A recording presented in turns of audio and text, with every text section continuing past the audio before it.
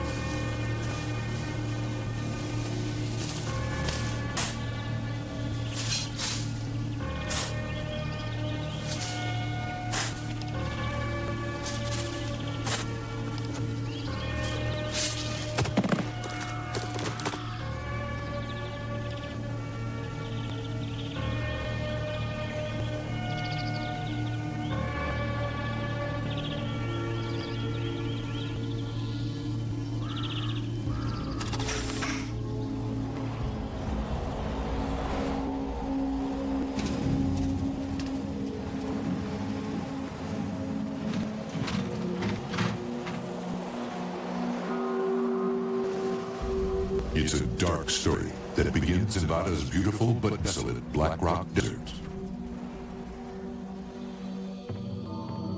Hunter archaeologist Jack Harrelson and his wife Pam are searching for a legendary Indian cave.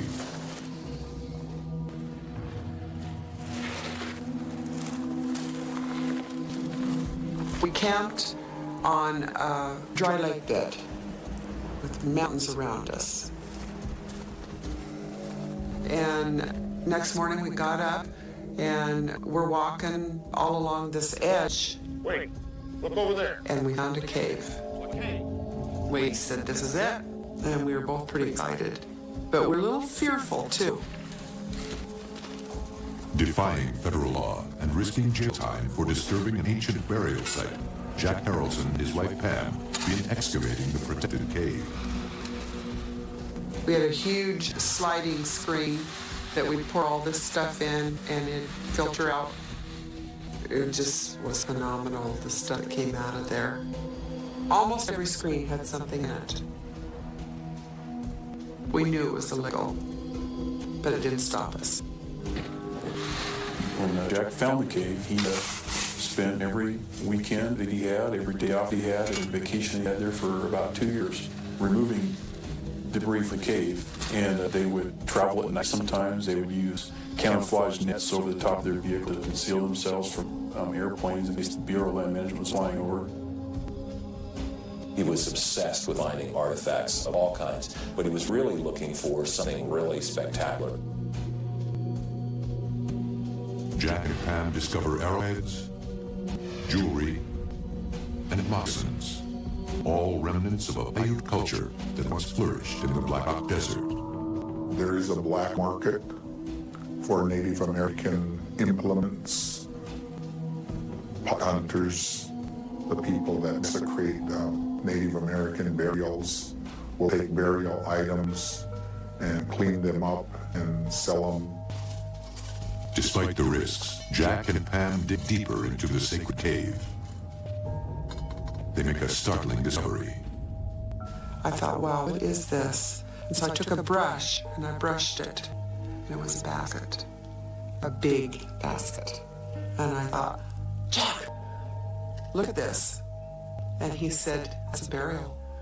I got all the rocks moved around it and finally got it where I could get it loose, and I carried it out, cradled kinda. And he said, do you know what you have? And I said, no. And he said, there's a child in there. And I said, what are we gonna do? He said, hide that in the sagebrush. Cover it really good in case somebody comes up. We're gonna keep going because there's more. So I said, okay. I got an eerie feeling, and I got to thinking about burials, people, us. And I thought, we don't go dig graves up. What are we doing? You know, it really set in. And I said, we can't take these. And he said, well, we've got to. We argued about it. What Jack did is he took these baskets and transported back to his home to Grants Pass, Oregon, and turned the shower on and got very hot water so that he could get some steam in the room. and then he steamed the baskets to where they were pliable again. And then he opened the baskets. Inside the baskets were human remains. There was a little boy and a little girl. The little boy was very young. Their faces were hollowed, but skin still on them. Their hair was still intact.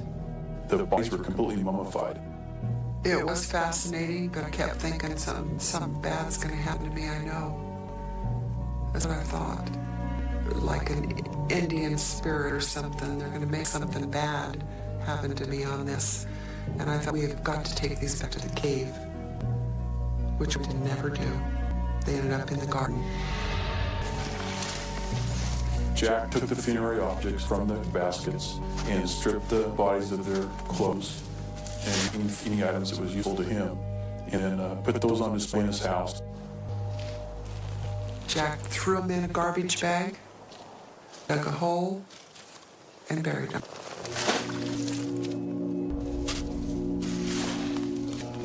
If the bodies aren't where they were buried, those spirits will be lost because they won't know where their body's at. And so that's why it's important for our people to leave our burials alone.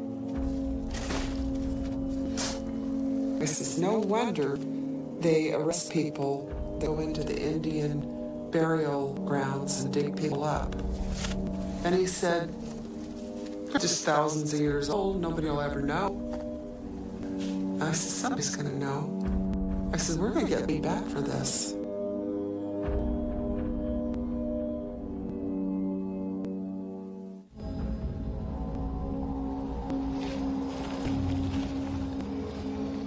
Jack Harrelson buries 2 Indian corpses in his backyard. But he can't keep the secret for long. My brother and my sister-in-law were there visiting, and she asked him how come his sunflowers grew so big. And he said, well, he used Indians for fertilizer. Well, they thought he was just joking, but later on they talked to his ex-wife, and I guess she told him, yeah, there was Indian kids buried underneath those sunflowers. And that was his fertilizer. And that was a little bit too much. I mean, there's a difference between picking up arrowheads and digging up little kids' graves. When local authorities hear rumors about Jack Harrelson, they turn to Oregon State Police Captain Walt Markey, who investigates the illegal trade in native artifacts. The district attorney contacted me and asked me to take a look at this and see if there was anything in the story of dead Indians buried in the backyard of Jack Harrelson's yard. Walt Markey is, your quintessential bulldog detective. He pursued this case very vigorously, and he did the thing that most reporters and certainly a lot of police officers and detectives do. He went immediately to the ex-wife. Next thing I know, Walt Markey, there were a couple other policemen, knock on my door. And so they wanted more information. I told Walt, I said, I'm not going to give you anything until you give me immunity. Of course, she didn't want to tell me anything to start with because she'd been involved in these crimes. We got to know each other, built a relationship. Eventually, Pam confided in me and told me what had happened in the years of her marriage with Jack Harrelson. Pam had a daughter named Lori Longgood, who was from a previous marriage. And at some point during Pam's marriage with Jack, she learned that Jack had been molesting Lori. And Pam's story is that she contacted Jack at the door when he came home one night with a gun. And I took the safety off. He said, what are you doing? And I said, you molested her. And for what? I said, she's a child. And he kind of looked at me and he said, no, I didn't do that. I said, you didn't do that. I said, she went into detail what you did to her. She doesn't even know about stuff like that. Yeah, I did it. So what's the big deal? I said, what's a big deal? I said, you're sick. By this time, I started hating him. She was led into this by a man that at one point in her life she actually loved. There came a time when that love began to wane, and then there came another time when the love completely emptied out of her for this guy. Walt Markey secures immunity for Pam. She begins to reveal the story of Elephant Mountain. We talked a little bit about it, and I said, yeah, We did dig the cave, and yeah, there were Indian kids still in his garden. She told me that Jack took all the pictures. They'd taken pictures of themselves digging this cave, and Pam taken all the negatives. We took the negatives and had the pictures developed, which of course showed Jack in the cave digging, showed the burial baskets, corroborated her testimony. And the next thing was to find the cave. I needed to know if that cave was on public property or private property. And so we put Pam in an Oregon State Police airplane, and we flew to the Black Rock Desert. Nevada State archaeologist Pat Barker leads a survey of the crime scene. This site was allegedly excavated by Jack Harrelson, and we're here to figure out damages to the site and the values of the archaeological materials. And I told him about all the stuff that had come out of the cave. He says, wow. Do you know how many truckloads you guys hauled out here? And I said, I just know it was 3 years of hard work and dirty. Pat Barker's inspection reveals that the crudeness of the cave excavation has destroyed the only record of an ancient culture. Jack Harrelson looted one of the greatest sites in North America. He broke the law. It was really a crime to steal this stuff, a crime against the history and a crime against the American people, and, a felony under the law. The survey and photographs have provided Walt with proof of an illegal dig, and he returns to Oregon in order to confront Jack Harrelson. When we went to Jack Harrelson's house, we drove into the driveway, and Jack Harrelson was standing in the front door with the door open, leaned against the doorpost, drinking a cup of coffee. I told him that I was there to investigate the crime of him looting a cave in the Black Rock Desert, and asked Jack if I come into the house. Jack welcomed me to look anywhere I wanted to. Marquis searches Harrelson's house, but finds no artifacts and no human remains. I knew that he had an ego of 10 men, and I appealed to that ego, and I told Jack, Jack, I know about this cave, and you should be proud of that. There's a story here, and it's going to be quite famous. And he looked at me and said, you really think so? And I said, oh, yes. It's an important breakthrough in the case, and Walt presses for more information. He told me all about the cave and how they dug these items, and he was quite proud of what he had accomplished. I won't deny we found some pretty interesting things. And he told me he'd been wanting to share this for a long time. He just didn't know how to do it because he knew what he'd done was wrong. Jack confesses that he stashed the illegal artifacts a few miles away, but says nothing about the bodies. Could you show me what you found? I suppose. While he was interviewing Jack and taking him around the countryside where they were collecting some of these objects that had been taken from the cave, there was a team of police actually at Harrelson's property digging through the backyard and looking for the corpses of the two children. I had a 35-foot truck parked in the driveway. I had, 15, 20 officers in the house removing items, documenting where these items were located. When we returned back to Jack's house, Jack did not know it, but we were serving a search warrant at his residence. And of course, Jack felt betrayed at that point, I believe. He was very upset. While police recover many of the artifacts, the most important piece of evidence is still missing. I had several police officers out in the backyard digging with shovels trying to locate the bodies. We were unable to do so. And I contacted Janet Joyer, who was an archaeologist for the Forest Service. And she took her trowel, and within a few minutes she found the bodies. The archaeologist summoned Walt Marquis out to have a look, and she said, there's something missing here. And at that point, it was discovered that the heads of the children had been severed from the body. And I cannot understand why or how the skulls could not be there. I remember asking her if they could disintegrate it or melted away or something, and she assured that was not possible. Because someone had removed the skulls, they were gone.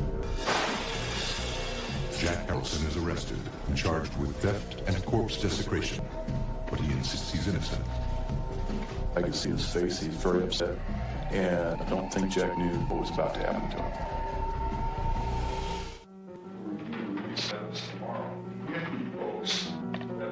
It was January of 1996 that Harrelson stood trial. He was charged with abuse of a corpse, for the burial in the backyard that he was then suspected of. He was also charged with theft. The prosecution builds its case from Marquis' evidence and testimony, and help from members of the Paiute Indian tribe. And to know that the bones and the human parts that were in these baskets are no longer in those baskets where they were meant to be, it hurts me. Well, Wilson Weewa's testimony was devastating, Jack Harrelson, no question about it. Here was a Native American shaman, a very religious man, standing up in a courtroom saying that this man not only desecrated a gravesite, but it's hurt the spirit of the entire people. Our people don't treat the bodies of the dead with that kind of disrespect. And so for him to dig those up and then to later on bury them in his backyard and grow flowers over them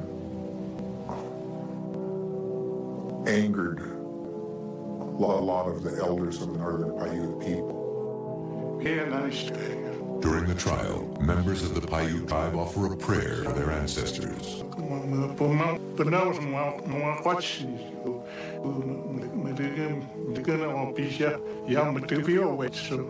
We made the heavy deep prayer that the skulls would be reunited with the rest of the remains. While the Paiutes pray, Pam Ralph takes a stand to testify against her ex-husband. I was just nervous because I hadn't seen him in a long time. One time I looked over at him and he had such hate. He felt that we were making a big deal out of nothing. Yes, we discussed it being wrong. The only thing that Jack Harrelson acknowledged doing wrong, I'm not even sure he found it to be wrong, was not having a permit to excavate Elephant Mountain Cave. He was totally and completely unrepentant. He never once ever felt or acted like he ever did anything wrong in any of this kind of stuff. And really was bewildered at the vigor with which we were all after him. Jack Harrelson, Judge O'Neill's court said, "I'm an archaeologist." Judge O'Neill looked and said, "No, you're not. You're a thief." And that is the kind of thing that Jack Harrelson could not accept. He was so angry that he really did want to kill the judge. Has the jury reached verdicts in this case? We have, Your Honor. The jury quickly returns a verdict. Jack Harrelson is convicted of theft and corpse abuse. He is sentenced to 2 weeks in prison and fined $2.5 million. It's a record-setting penalty, but not the outcome many were seeking. Walt Marquis was not a happy man after that case. You know, Walt felt that they had really not brought resolution to this whole case and that those skulls were still missing from those two children. Jack takes his secret with him to prison, frustrating the Paiutes' efforts to reclaim their ancestors. We made prayers for him, for his ignorance. We prayed that Jack Harrelson would learn, but he obviously did not learn from his mistakes, and he went on and got himself into more trouble. 2 years after Jack Harrelson's trial, Walt Marquis is still on the hunt for the missing skulls. He reaches out to his undercover sources and hears some disturbing news. After serving a short jail sentence and losing his money in an opal mine venture, Jack Harrelson is back in the artifacts business. I received a telephone call from a Bureau of Land Management special agent. His agent told me that he had an informant and that Jack Harrelson had confided in this informant that he was making plans to go back and finish digging the cave at Elephant Mountain. When I met Jack, he had told me that he had been into the digging for quite some time, and that he still had digs going on, and that he had been arrested for it. The informant is a former methamphetamine dealer, now cooperating with investigators. Well, Brian Hunt's a very checkered past. He is a guy who, I think, being part of the Southern Oregon underworld, it's a long history of drugs and drug sales and that sort of thing, and had gotten himself into trouble with law just enough to be turned as a snitch. He had made a series of cases for the local authorities down there, and Walt Marquis, of course, knew of his exploits. You have to have been a criminal to catch a criminal, and I had years and years of practice. Walt maps out the undercover mission to Brian. Walt told me that they were looking for a set of skulls that came from these young children that he had taken out of this Elephant Mountain cave. And they never recovered the skulls, but they did recover the rest of the bodies in his backyard. And he said, so this is one thing we'd really like to recover. And so I had to put a plan together to be able to try to find out if he still had them, draw them out of them, and get them in my possession. In their first meeting, Brian wins Jack's trust by offering him a valuable arrowhead collection. He knew people that I knew, see, and he talked to them, and they knew my past, and so he wasn't worried about me being involved with law enforcement at all. Through the U.S. Attorney's Office, we gained approval to put a body wire on Brian when he contacted Jack. So every time Brian contacted Jack, he was wearing a tape recorder in his pocket, and his conversations with Jack were recorded. It's risky. Yeah. I was used to wearing wires. I wore wire all the time. You know, it was just natural. You just got to forget it, even wearing a wire. But if you think about it all the time, then other people can sense something's wrong with you. You know, it's like a dog can sense when you're scared of it. We had a small tape recorder that Brian would have in his pocket, and then he would run the wire through his pocket up underneath his pants. If I was there for any significant amount of time, I would have to use the bathroom, go in there, and I'd swap the tape over, flip sides, and start it over again.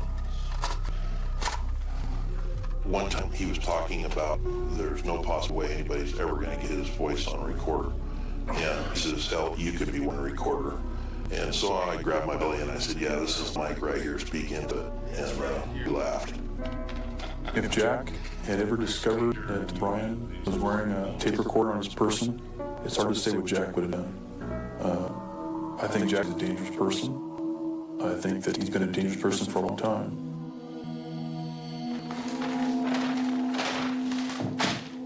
All right, now, there are 5 special dig areas. Jack reveals nothing about the skulls, but does ask Brian to do some dirty work for him. Not in this area. He wants Brian to loot artifacts from a nearby Indian cave. He didn't want to be there, you know, because he had been arrested before. And so I told him, you don't have to be there, I'll take care of it. I'll bring it back and we can split the profits. Now here you're going to have to dig a little bit, but you'll find some good artifacts.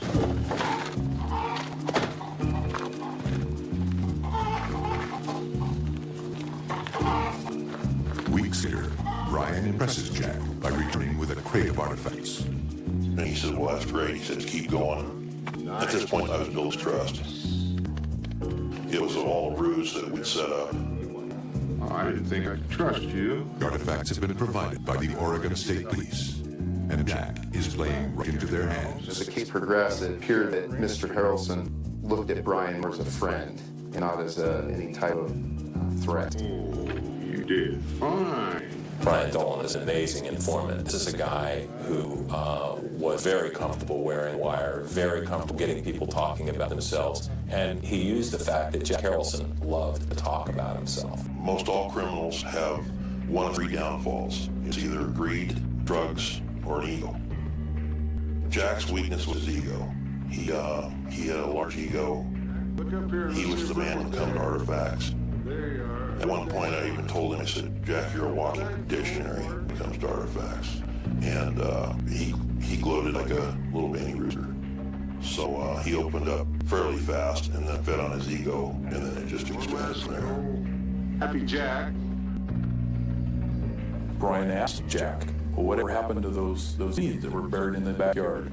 And Jack told him that the police had discovered them and dug them up, and Brian asked him what happened to the skulls.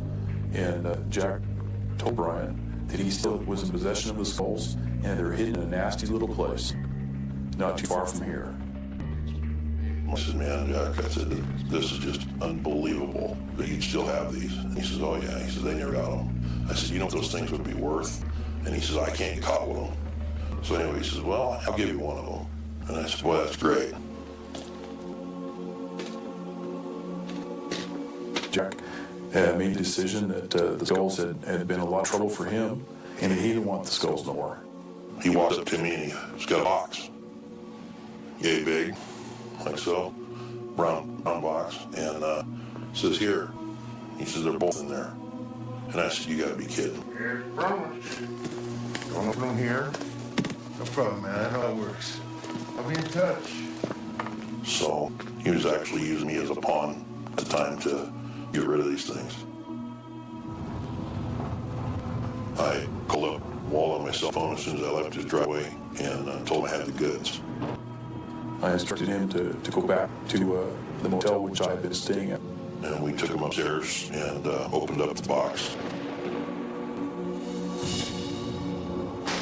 Sure enough, 2,500-year-old children's skulls. It just left a cold sweat down the back of your neck. It was like you could cut the air with the knife. It was so intense having these skulls in this box, and to actually remove them and have them in my hand was a feeling I'll never forget. I wanted to return the skulls with the bodies, to repatriate those back to the Paiute Indian tribes and have them reburied.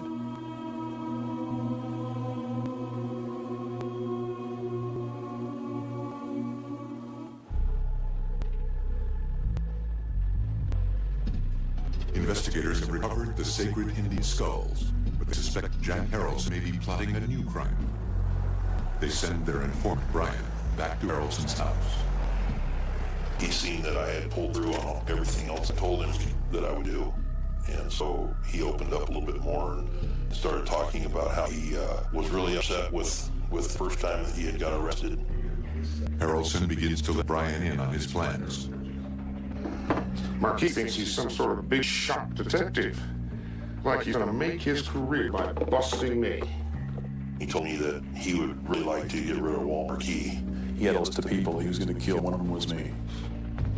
One evening, Brian came back from meeting with Jack, and he had doubts that Jack Harrelson was serious.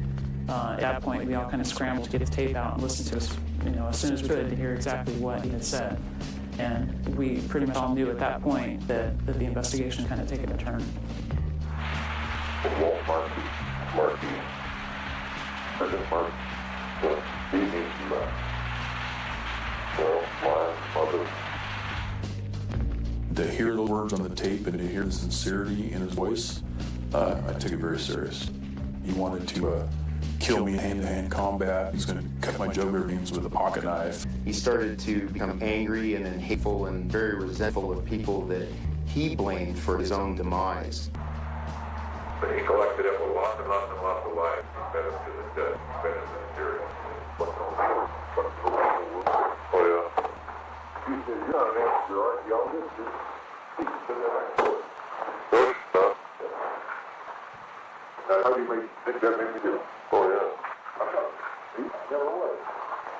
I don't know. He started talking about people being killed, people deserve to die. A judge needs to be killed, a business partner needs to be killed. He thought they all put him in the wrong place, that he did nothing wrong. And he wanted to kill him. I believe that. We needed to find out whether or not Jack Harrelson was serious. And so we presented the idea of introducing a hitman to see how serious Jack Harrelson was.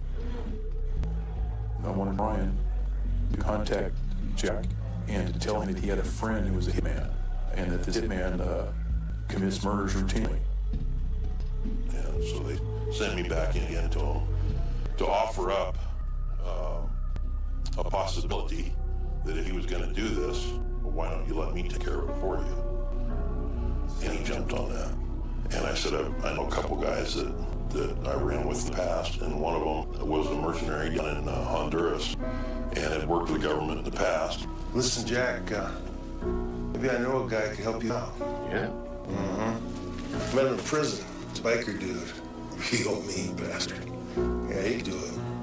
But you'd have to do something for him too, you know? Oh, yeah, sure. He said that would give me great pleasure, but I would just as soon have it done to where I'm not involved and everyone else knows that I, Jack Harrelson, had this fellow taken care of.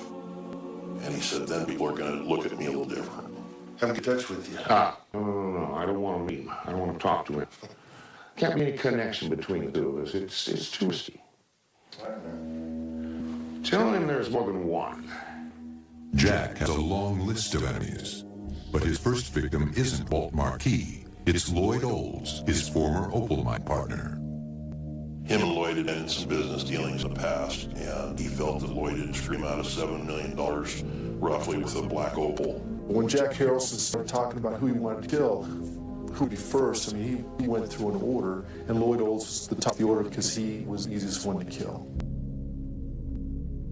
They asked me to listen to a tape, and they played the tape, and it was Jack. I mean, I could tell Jack's voice the minute I heard it, and he's talking away there, and all of a sudden dawned on me, he's talking about killing me. You know, but Lloyd Olds is 22-250 in shoulder. Crippling and can't take his can't sit. At one point, he even made the comment, I don't care if you drop a bomb in the street and take his whole family out, that would be doing everybody a service. I let him come up with how he wanted it done. You know, he said he wanted him buried someplace, just get rid of him where he can be found. Brian went into detail telling Jack that when this is done, it's done. Are you sure you want to do this?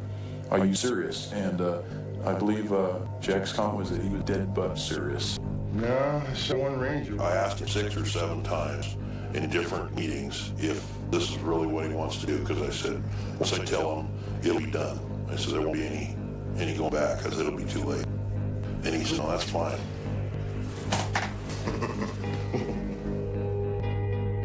To pay for Lloyd Olds' murder, Jack plans to use opals taken from the very mine that had caused their falling out.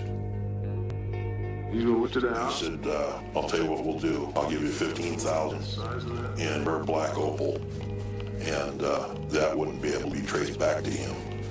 And I drove over to Jack's house, and I get there and walk in, and he's got these jars of these black opals.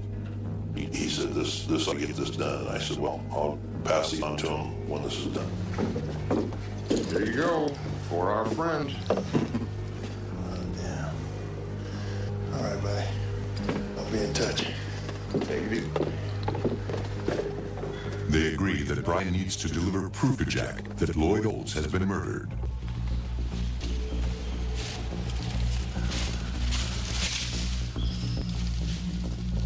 We took Lloyd out into the woods and we dug a hole. Got a rope around my neck. Yeah. Smeared mud all over me in my head and face and body and everything. Laid me down in the grave. So I opened my eyes and opened my mouth, like if I'd been strength, and took my picture. And I thought it looked awful realistic to me. And it appeared, as you looked at the photographs, he did appear as if he were dead. It was 3 days later, and I had the photograph with me. I had it in my coat pocket. I called him up and says, hey, Jack, I need to come over and see you. I want to show you something. He said, okay. And he had just got a fire going in this meantime. So that business we talked about. Yeah? It's done. You said you wanted proof, right? Hope that takes care of it. When I showed him the picture, he looked at it, and he started laughing.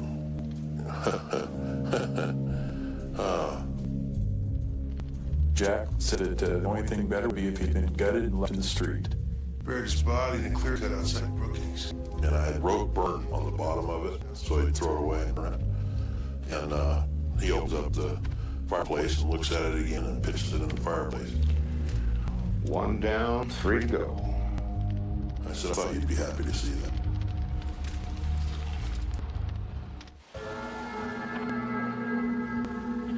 Jack Harrelson has proof that his enemy and former business partner Lloyd Olds has been murdered. But the photo's fake, concocted by investigators who implicate Harrelson in a deadly murder-for-hire scheme. Hope that takes care of it. Looks like it did. Jack Harrelson was serious enough to kill Lloyd Olds, which he was, and which he paid someone to do, and which he believed that person had done, then that guy will kill other people. Who's next? Marquis. And in his mind, he killed somebody. Let's lay low for He was flat out evil. He wasn't human. It wasn't much longer after that the authorities closed in on Harrelson. Jack's called out of the house, and he just didn't give up. He was charged, and he pled guilty to the charges of abuse of a corpse. And he was charged with solicitation to commit murder. Prosecutors turned to the taped evidence to substantiate their case. You know, we've got an informant, we've got a tape that says this guy is interested, is thinking about the right dishes to come up of killing 4 people. As far as killing somebody, no. It's just BS. I like to make noise. Harrelson's defense doesn't hold up in court. The evidence was overwhelming, and they found him guilty on account of attempted aggravated murder and conspiracy to commit murder. Yeah, they gave him 120 months for that, and then they gave him another 2 years for the skulls.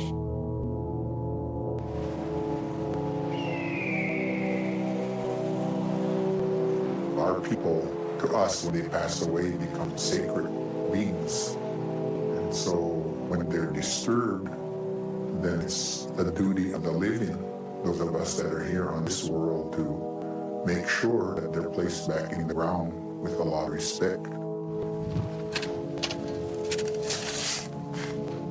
In our creation legends, we were created from the mud and the earth. And when we die, our spirit goes on, but the bones go back to the dust.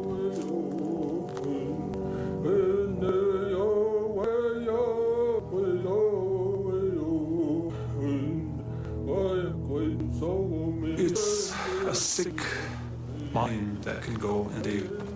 To us, it's wrong. It comes back on them. They realize what Jack Harrelson did. He came back on him. Jack Harrelson's downfall wasn't really when he started talking about killing people.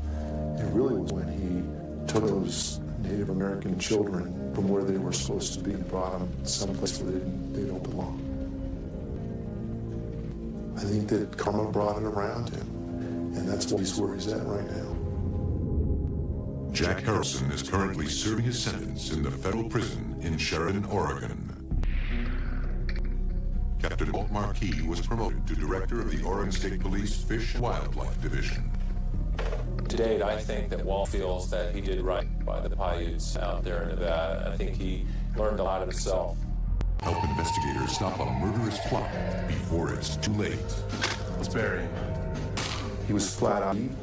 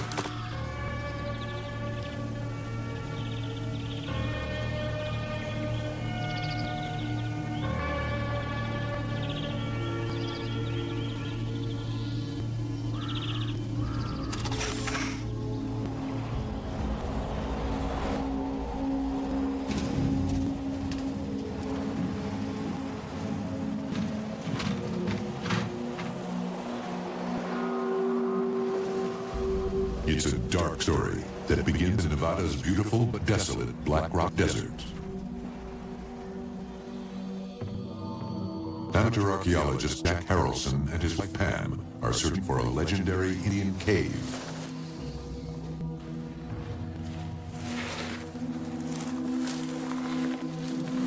We camped on a dry lake bed with mountains around us. And next morning we got up and we're walking all along this edge. Wait, look over there. And we found a cave. We said, this is it. And we were both pretty excited. But we were a little fearful too. Defying federal law and risking jail time for disturbing an ancient burial site, Jack Harrelson and his wife Pam begin excavating the protected cave. We had a huge sliding screen that we pour all this stuff in and it'd filter out. It just was phenomenal, the stuff that came out of there. Almost every screen had something in it. We knew it was legal, but it didn't stop us. Jack found the cave. He spent every weekend that he had, every day off that he had, every vacation he had there for about 2 years, removing debris from the cave. And they would travel at night sometimes. They would use camouflage nets over the top of their vehicle to conceal themselves from airplanes in case the Bureau of Land Management was flying over. He was obsessed with finding artifacts of all kinds, but is really looking for something really spectacular. Jack and Pam discover arrowheads, jewelry, and moccasins, all remnants of a Paiute culture that once flourished in the Black Rock Desert. There is a black market for Native American implements, pot hunters, the people that desecrate Native American burials will take burial items and clean them up and sell them. Despite the risk, Jack and Pam dig deeper into the sacred cave. They make a startling discovery. I thought, wow, what is this? And so I took a brush and I brushed it. And it was a basket, a big basket. And I thought, Jack, look at this. And he said, that's a burial. I got all the rocks moved around it and finally got it where I could get it loose, and I carried it out, cradled kinda. And he said, do you know what you have? And I said, no. And he said, there's a child in there. And I said, what are we gonna do? He said, hide that in the sagebrush. Cover it really good in case somebody comes up. We're gonna keep going because there's more. So I said, okay. And I got an eerie feeling, and I got to think about burials, people, us. And I thought, we don't dig graves up. What are we doing? You know, and it really set in. And I said, we can't take these. And he said, well, we've got to.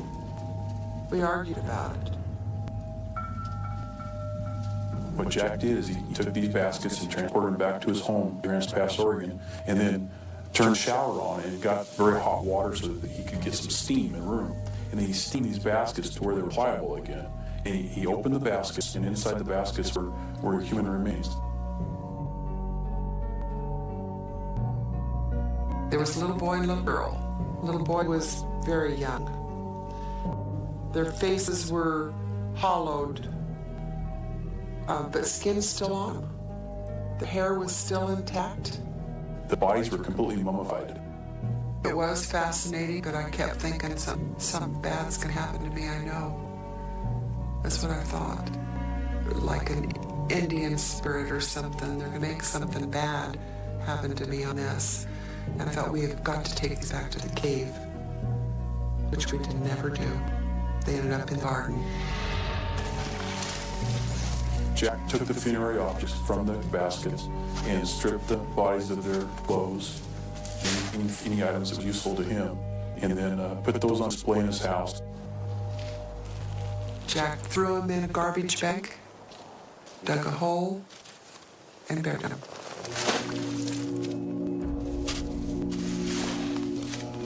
If the bodies aren't where they were buried, those spirits will be lost because they won't know where their body's at. And so that's why it's important for our people to leave our burials alone.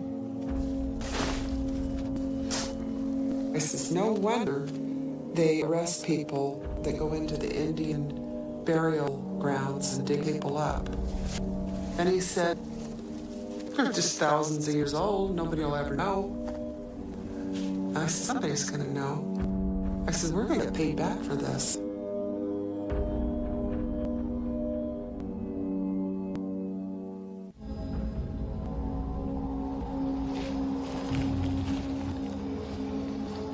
Jack Harrelson buries 2 Indian corpses in his backyard. But he can't keep the secret for long. My brother and my sister-in-law were over there visiting, and she asked him how come his sunflowers grew so big. And he said, well, they use Indians for fertilizer. Well, they thought it was just joking, but later on they talked to his ex-wife, and I guess she told him, yeah, there's Indian kids buried underneath those sunflowers. And that was his fertilizer. And that was a little bit too much. I mean, the difference between picking up arrowheads and digging up little kids' graves. When